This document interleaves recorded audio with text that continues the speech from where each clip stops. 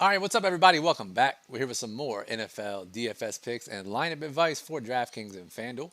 This time for the single game showdown slate on Monday Night Football to close out Week 17, the final Monday night game of the regular season. We have the Los Angeles Rams and the Atlanta Falcons.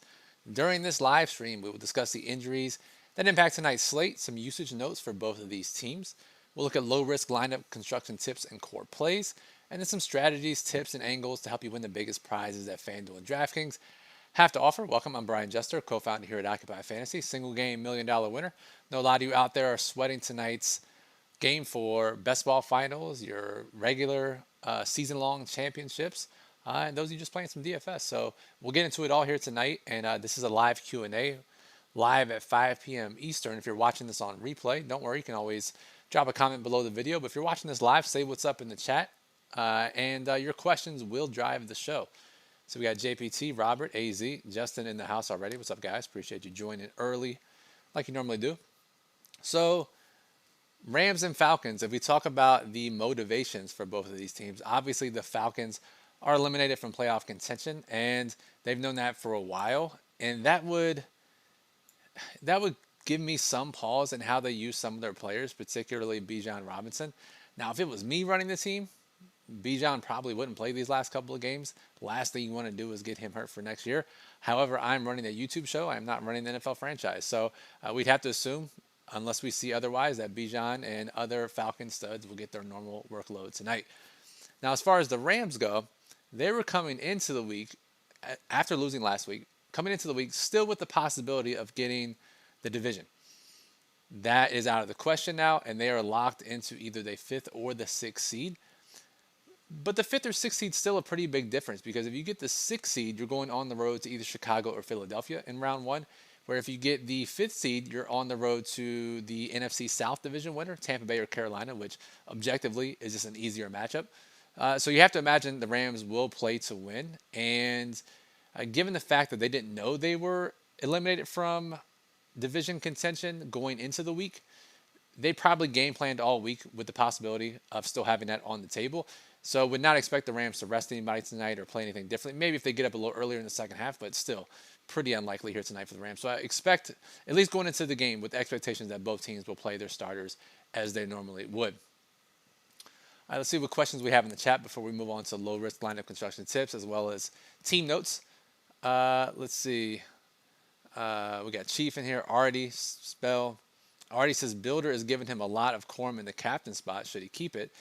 Yeah, and so if you look at the usage for Kyron and Blake Corum, they're basically each guy is getting a drive, maybe a little more in favor of Kyron Williams. You look at Kyron's rushing attempts the last few games, 23, 15, 13, 13, 13, 12. And we look at Corum. Let's scroll down here. And Blake Corum. And one of the reasons Corum is popping in the model is his affordable price tag. I mean, you're still getting double-digit carries in the last two games for Blake Corum, getting some goal line work as well. So Blake Corum, in a game where LA is expected to lead and hold the lead, Corum becomes an attractive play.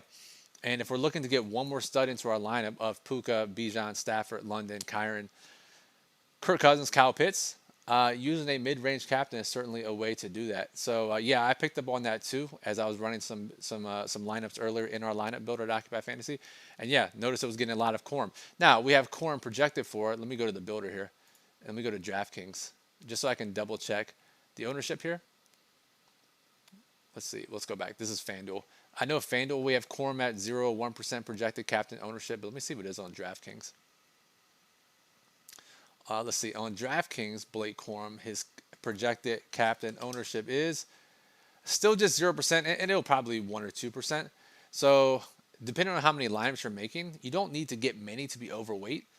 And if you're playing, maybe just 4 captains, maybe you go 25% max. But if you're playing a bunch of captains, maybe 10% max, you're still 10x the field on that. So yeah, you can still use them. Would I use them in a single entry lineup or 3 max? Probably not.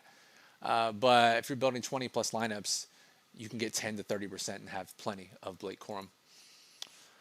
All right, let's see here. All right, let's talk about the injuries and the usage notes for both of these teams. So for the visiting He's not going to play. He missed last week with that hamstring injury. If we look at the routes run without Devontae Adams last week, it was Puka Nacua, 46, surprise. Terrence Ferguson was second on the team in routes run at 37. He's 3,400 on DraftKings. Colby Parkinson also ran 37 routes. He's 4,400. Konate Mumfield, who we talked up on this show last week as a direct replacement for Devontae Adams, he ran 28 routes. Konate Mumfield, despite getting 8 targets last week, DraftKings was like, yeah, that's fine. We'll still price him at $2,200. Completely underpriced. And then because they ran a lot of 3 tight end sets last week, Davis Allen also ran 22 routes. Xavier Smith ran 17. He's 2,000. So all the guys who are running routes are $4,400 or less, except for Puka Nacua. So just an excellent job by DraftKings, sarcastically, to price these guys. And then Tutu Atwell ran 7 routes.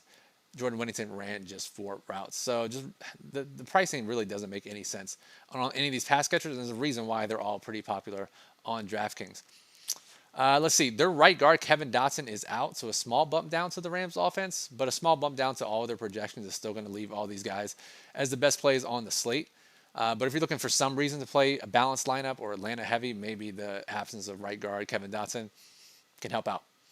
On the Atlanta side, Drake London's questionable. He's expected to play. He returned last week after dealing with that PCL injury in his knee. If we look at the routes run with London's return last week, Kyle Pitts led the way with 36 routes. Darnell Mooney ran 33, bunch of cardio in the mix for Darnell Mooney. Mooney is 4K. London, not a full complement of snaps, just ran 32 routes. Or Drake London, 32 routes. Charlie Warner, the number 2 tight end, he ran 17 routes, so not bad for looking for a pivot down at $1,200, 17 routes last week. David Sills, the number 3 wide receiver, he ran 14 routes. Chris Blair ran 3. He was called up against today. And then Keegan Quitoriano, the tight end 3, ran just 1 route. So pretty straight. And again, we're getting guys with similar number of routes in terms of David Sills, Charlie Warner, Darnell Mooney at similar price tags to the Rams guys, but a fraction of the ownership. So those are some direct pivots we could maybe think about in large field and in high risk contests. All right, before we move on to low risk, let's see what the chat is saying. Eagles in the chat, what's up, man? Rise. So he's got Rams D versus Mevis, and he's down by 11 points. Does he have any shot? Well, the Rams haven't been kicking many field goals, so I think you have a decent shot. You're going to need probably a touchdown, though. Or if your league has yardage and points allowed scoring, you're going to need a pretty suffocating effort from the Rams defense. I'll give you about a 15 to 20% chance. Is Xavier Smith a good play for captain? Ask Mario. Sorry, Mario. What's up? Probably not. I mean, I don't mind cheap captains every now and then. I would prefer to play just Konate Mumfield because Xavier Smith, 2 for 57 last week. Interesting. I don't think it'll be enough. Even if he scores 11 points at captain, it's probably not enough on this slate. We need our cheap guy to score 20 plus probably. So maybe if you're playing 150 lineups in the largest contest, you can mix him in a couple lineups. I just don't think it's really required to go there tonight in any other contest type. Justin says when he made a cash dummy build, he couldn't avoid anything but a 5-1 Rams build. So yeah, let's go into cash games, low risk lineups, 50-50s, double ups, head to heads. And here, we talk about on the show, we try to get both quarterbacks, both running backs, but I think the way we want to go tonight, we obviously have to get Puka Nacua, highest projected player on the slate, highest projected captain ownership. Get him at the captain spot. We play Bijan, highest floor ceiling from Atlanta. Play Stafford. And then we skip Kyron Williams and Kirk Cousins, and we just punt the final 3 spots with the values that we talked about earlier. So Konate Mumfield, probably Colby Parkinson at 4,400, and then that leaves 2,400. We could play Davis Allen or Xavier Smith, whichever one that you choose. I think that's the way to go on DraftKings. It seems pretty straightforward. I mean, you could drop down from Bijan to Kirk Cousins, but I don't think that's the way to go tonight. Now on FanDuel, you can actually fit Puka, Bijan, Stafford, and Kyron here because of the pricing. You could fit Kirk Cousins too, but prefer Kyron if he's going to be $1,600 or $1,800 cheaper than Kirk Cousins. So we have this. That leaves $3,300 left per player. We can go get Terrence Ferguson, who ran 37 routes last week, and then we can finish it off with Xavier Smith or Tutu Atwell or Davis Allen. Probably Xavier Smith or Allen. So pretty straightforward way to play low-risk contest tonight on both sites. And yes, as Justin said, 5-1 Rams build is the play in low-risk contest tonight because all the value is on the Rams side and because they are 7-point favorites.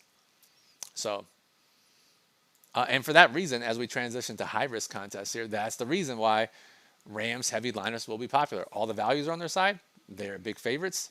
They have the better and more consistent fantasy producers. So any build that's not a 5-1 or 4-2 Ram stack will be pretty unique tonight. The field is leaning really heavily into it, as they should. But again, we're looking for chaotic lineups in large field contests and even some small field contests as well. All right, let's see. Geek Hippie says Corum is the captain to have room for studs. That's what our model thinks, and I was getting a lot of him when I was building lineups earlier because it's based on the model. So I certainly think it's worth a shot. Marek says Mumfield as captain. If I said your name right, let me know. Mumfield as captain. Yeah, we don't have him with much captain ownership. I think 3% on DraftKings. But if Mumfield's going to get 8 targets, that's basically a wide receiver 2. It is a wide receiver 2. And rarely can you get a cheap wide receiver 2 at 3% captain ownership. So just be careful, because people who do use Mumfield will build basically the same type of lineup. So you have to really think about uniqueness if you're using Mumfield in the captain spot. Jeremy says he likes Sills. So Sills ran just 14 routes last week, kind of relegated to the back seat with London back in the mix. So, however, he's extremely unowned, under 5% owned. So if you're looking for a pivot or a differentiator with your final roster spots, Sills could be the guy. Just understand that he's probably not going to get much opportunity. He has to do something with that limited opportunity. All right, let's see here.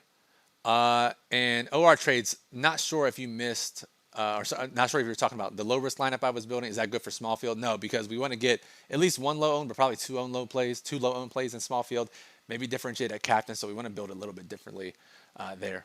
All right, let's see what other questions we have. How do I feel about fading Kyle Pitts tonight? Ask Mark again. Yeah, it's an option.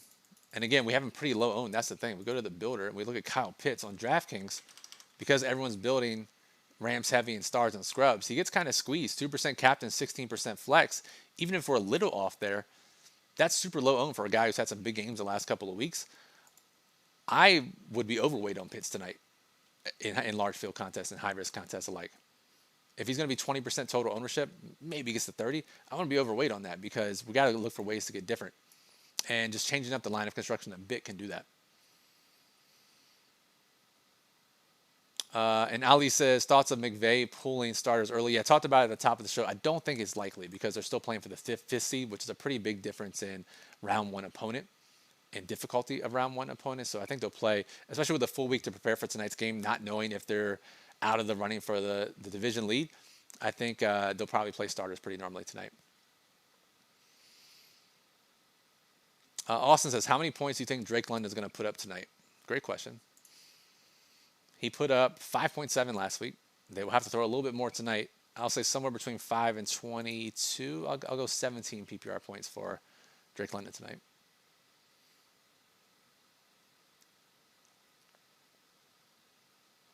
Austin says, London or Corum needs it for the championship. Who would have thought you'd ever ask that question back in August, right? Your number 1 or number 2 draft pick versus Blake Corum. Man, I guess how many points do you need? That's the big question. If you need like 20 plus points, I'm going London. If you only need like 5 to 10 points, I'm going Corum, I think.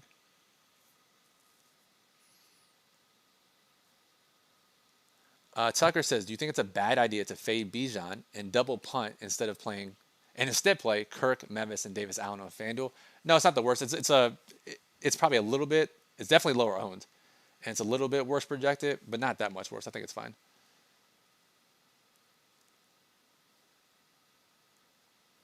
All right, let's see here. Let's talk about some more high-risk angles and things to discuss. So in terms of captain, this goes for both DraftKings and FanDuel. It's a little more elevated on FanDuel. But we have Puka and Stafford combining for 50% plus of the captain MVP ownership. So your angles and your strategies are, if you're making multiple lineups, is to lock one of those guys in 100% of your lineups. Play 100% Puka, get as many combos as possible.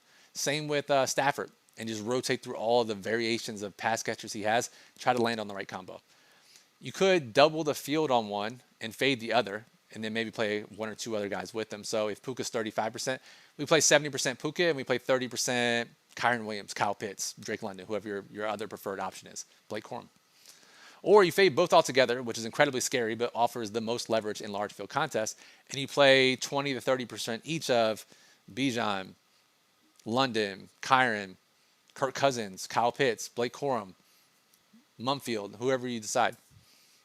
Those are the three options. When you have to get leverage, when you have high-owned captains and MVPs, you have to get leverage one way or the other in order to give yourself the best shot to get to the top of a GPP, a tournament with lots of people. So those are the strategies that you should go with, one of those three. And it depends on your risk tolerance as well and your ability to create unique lineups with high-owned captains on which angle and which route you choose there.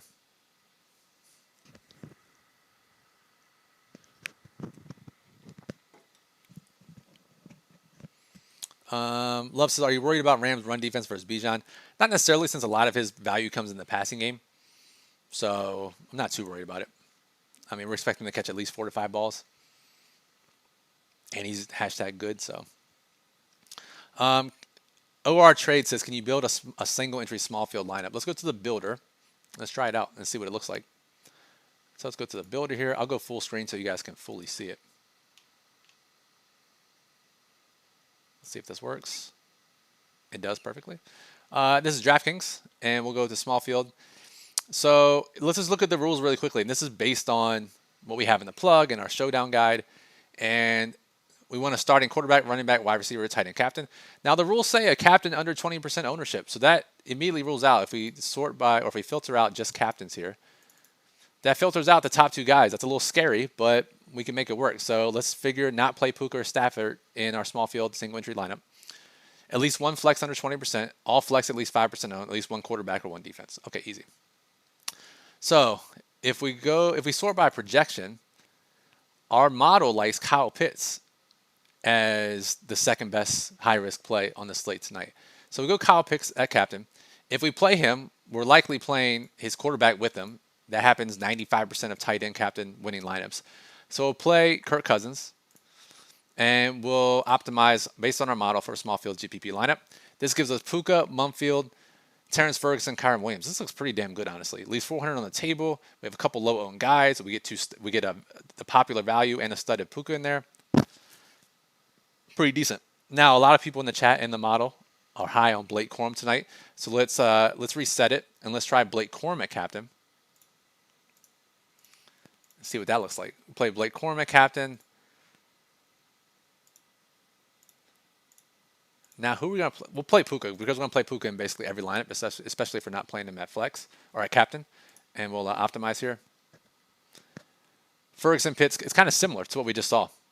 Just swapping Pitts out from the captain spot. So kind of similar. Ferguson, Cousins, Mumfield, Pitts. That's what the builder is telling us. The model is telling us for an optimal small field construction tonight. All right, we're back here. Let's go back to DraftKings, and let's see what the chat is saying.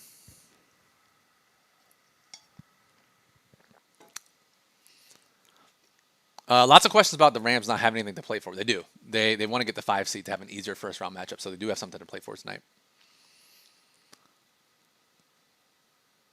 Mario says, is it a good play to make a lineup with 0 quarterbacks? It is tough for that to win. It happens 10 to 20% of the time, depending on what the game outcome is. And so most of the time, you're going to lose if you play 0 quarterback lineups. However, they are more unique, and if they're not optimal, you shoot to the top of leaderboards. So I would say on average, maybe 10 to 20% of your lineups have 0 quarterbacks. And if you're expecting a charts game or an under game, you go heavier than that. So is it a good idea?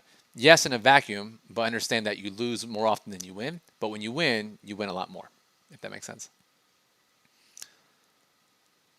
All right, so Jim is asking about values. Mumfield, Smith, Allen. So if we look at the most popular values for tonight, on DraftKings, Mooney's hovering around 20%. He's 4K. Then we have Konate Mumfield is the most popular value at 2,200. We have Terrence Ferguson popular at 3,400. We have Parkinson popular at 4,400. And then we have Xavier Smith at like 15% projected ownership, maybe a little less. So he's a little bit of a pivot away from those guys. So all those guys you mentioned are the popular values. So you can play them. Just understand you're going to need other low-owned guys in your lineup because other people in your contest will have them pretty heavily. So we look at the pivots. It's the defenses. We have both under 20%, especially the Falcons. We have under 5% projected ownership. We have David Sills, who someone mentioned in the chat earlier, hoping he can get there on 10 to 20 routes. Xavier Smith, a little bit lower owned. Tutu, again, not running many routes. Where's Tutu at? Well, not running many routes, but he may get a downfield catch or two. And then Tyler Algier, no one's playing. And he is 3,800. So those are the pivots away from the popular values. All right, 10 minutes left. Let's close out the show with any final questions you guys have.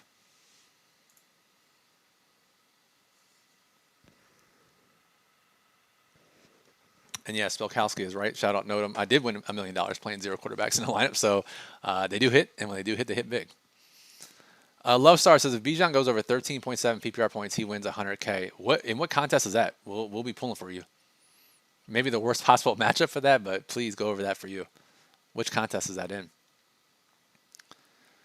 Geek Hippie says, will Atwell come into play at all? He ran only 7 routes last week, a couple more routes than he did the week before. So he'll be on the field and maybe gets a couple targets. So, but he's going to be extremely low owned. So you're hoping that he gets there on just 1 or 2 targets on a deep pass. And Love Star says it's the FFPC $35 Superflex best ball. Damn, dude, good luck. Well, hopefully for you, Hunter, that would be really nice if Bijan can get 14 points for you. By the way, our other co-founder, Waleed, who hasn't been on the show in a while, he's sweating the FFPC main event for 6 figures plus tonight. So fingers crossed for Lee. We might see an interview here soon. All right, what else we got here?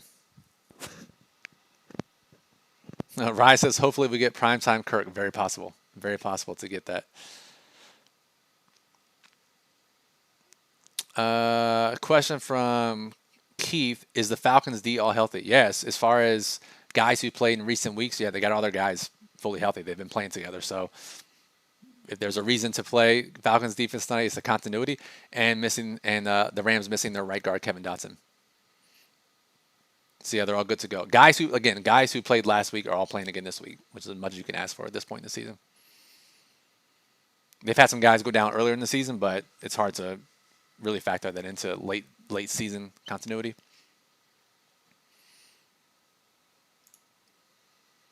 Yeah, Falcons are missing a cornerback, but he hasn't played in a couple of weeks, if I'm not mistaken. So I'm not double counting that against their defense tonight.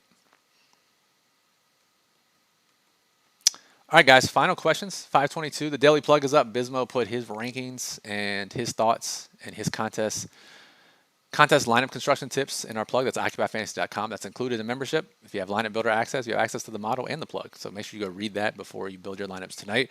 The NBA guys will be on here at 5:45, so that's in 23 minutes if you're playing NBA DFS tonight. So stick around for that. Geek says Williams or Pitts. What's the question? Because it depends on the rest of your lineup. Do you need a lower owned play? Do you need some salary? Because there's a $800 price difference. Do you have Corum in your lineup? That's why we don't answer 1v1 questions very often, because it's so much depends on the rest of your lineup.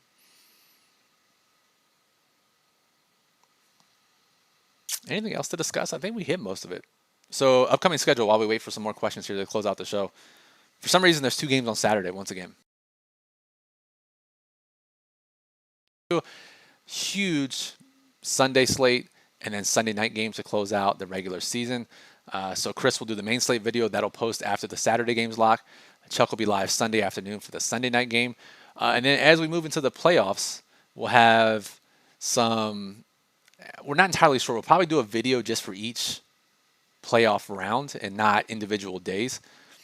I don't know. Haven't decided yet. So just make sure you're subscribed here on YouTube. You'll get notified whenever we post any playoff videos. Playoff Best Ball is in full gear. And Chuck and Chris are having 3 videos posted here in the next 2 weeks, 10 days. The first one will drop in a couple of days. DraftKings Best Ball Strategy. We partnered with DraftKings once again. So make sure you're subscribed and get notified. Again, that'll post in a couple of days if you're interested in playing playoff best ball. Chris won one of the flagship contests last year. So we should probably listen to what he has to say this year.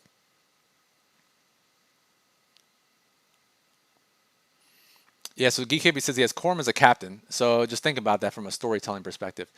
If Corum is scoring enough to be captain, that likely means Kyron is not scoring enough to be in the optimal flex spot. So it would make sense to really include them both together.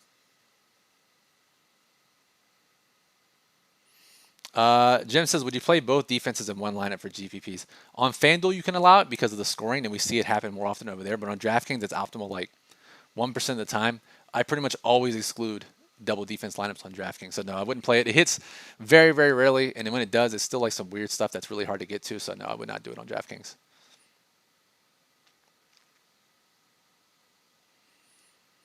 Johnny says on FanDuel, would you go Smith or Allen for the final spot in 50-50s? So Allen ran a couple more routes last week. Let's just look at their targets the last 3 weeks. So Davis Allen, 5-4-2 targets. That seems a little safer for low risk. Whereas Xavier Smith, just 2 targets, 0-1. Yeah, I would go Davis Allen. Just probably going to be on the field a little more, probably guaranteed to get a target. Can't say the same for Xavier Smith. So yeah, it's the end of the year here in a couple of days, but we got playoff best ball, end of the regular season. We have playoff DFS, and we have playoff contests that I know a lot of you guys play.